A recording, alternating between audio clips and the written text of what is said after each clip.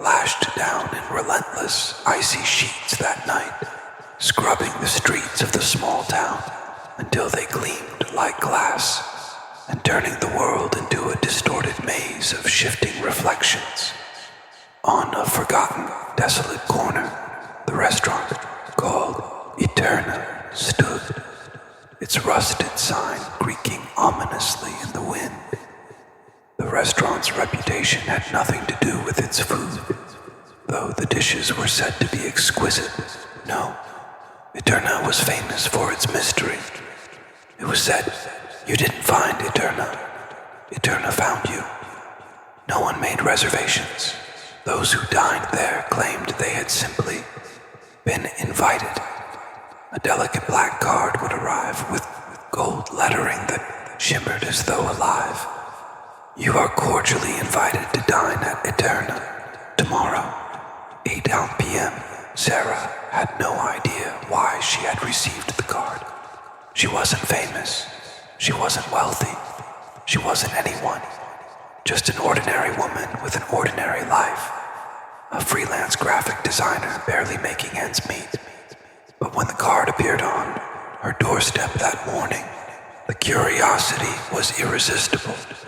At 7:55, she stood outside Eterna's entrance, the wind clawing at her coat and the rain seeping into her skin. The building was unremarkable. Frosted windows, a deep red door that almost looked like it had been painted with something darker than mere color. Above the entrance, a single lantern swayed, casting shadows that danced in ways they shouldn't. Sarah hesitated. Something felt wrong, but the card in her hand pulsed with an inexplicable weight. So she pushed open the door. Warmth enveloped her instantly. Rich, fragrant, suffocating. The dining room was small and intimate, the air heavy with the spices she couldn't identify. 6 tables, pristine and gleaming, sat in perfect symmetry, and they were all empty. Behind a wooden podium stood a man in a perfectly tailored black suit. His smile was warm, but his eyes were too sharp, too knowing. "Welcome to Eterna, Miss Winters," he said, his voice silk and smoke. Sarah's blood ran cold. She hadn't given her name. "How did you?" she began, but he simply gestured to a table. "Your table is ready." The chair was more comfortable than any she'd ever sat in, almost too comfortable, as though it were molding itself to her body. A glass of red wine waited, shimmering like liquid rubies. She sipped. Heat bloomed through her chest. The taste was divine, but unfamiliar, almost alive. As she waited, the room's strange details began to creep into her awareness. Paintings on the walls showed lavish feasts, but the figures gathered around the tables were wrong, their faces distorted, their eyes impossibly large. The chandelier above cast flickering shadows, but they didn't match the objects below, and the silence, it wasn't merely quiet. It was absolute. The air itself felt suffocated. A waiter materialized at her side, gliding without a sound. He set a covered dish before her and lifted the lid with a slow, deliberate motion. The aroma was intoxicating, rich, savory, and primal. On the plate lay a tender cut of meat, garnished with strange, vibrant herbs and jewel-toned vegetables that seemed to pulse with color. "What is this?" she asked, her voice barely above a whisper. The waiter's smile stretched too wide. "Our chef's specialty." Hunger overrode caution. She took a bite.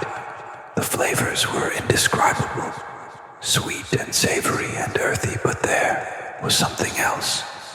With every bite, memories rose, vivid, terrifying, of places she'd never been, faces she didn't recognize.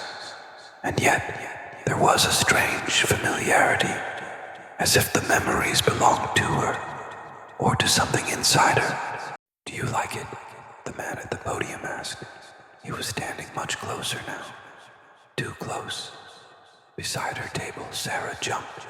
She hadn't seen or heard him approach. "Yes," she admitted, though her unease was growing. What kind of meat is this?" He tilted his head as though amused by the question. "Something rare." Before she could press further, the room began to shift. The walls seemed to breathe, expanding and contracting ever so slightly. The shadows in the paintings moved, the distorted figures reaching for each other, their grotesque mouths opening in silent screams. A coldness settled over the room, heavy and oppressive. Sarah's heart pounded as her breath grew shallow. "What is this place?" she whispered, her voice trembling. The man's smile widened, revealing teeth that were just a little too sharp. "Eterna is not merely a restaurant, Miss Winters. It is a passage. A passage to where? To the truth." The lights flickered, and for a brief moment, Sarah saw the dining room as it truly was. The tables were covered, not in white linens, but in shrouds of tattered fabric. The chandeliers were made of bones, their surfaces gleaming with an oily sheen.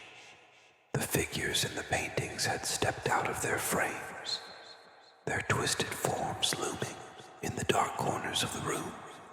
The other diners were there now, seated at their tables. Their faces were pale and gaunt, their eyes hollow and unseeing.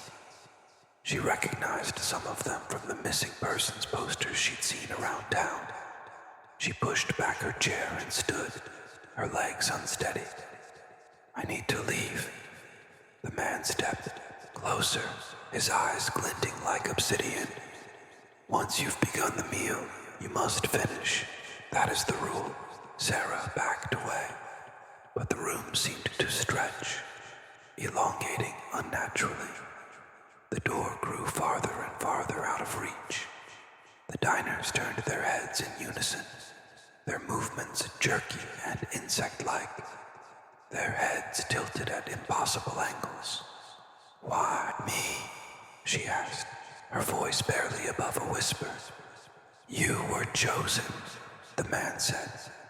"Eterna calls to those whose lives are at a crossroads, who are ready to see beyond the veil of their mundane existence." "I don't want this," she shouted. "Ah, but the choice was never yours to make," he replied, his smile vanishing. "Finish the meal, Sarah." The walls closed in. The shadows stretched toward her, long and clawing. They circled her like a hungry pack. She turned and ran, her footsteps echoing in the impossible silence. But no matter how far she ran, the door remained just out of reach. The whispers of the other diners followed her, growing louder with every step. When the staff found her table the next morning, the chair was empty. The plate was clean. A single card lay neatly in the center of the table, bearing only 2 words: "Thank you."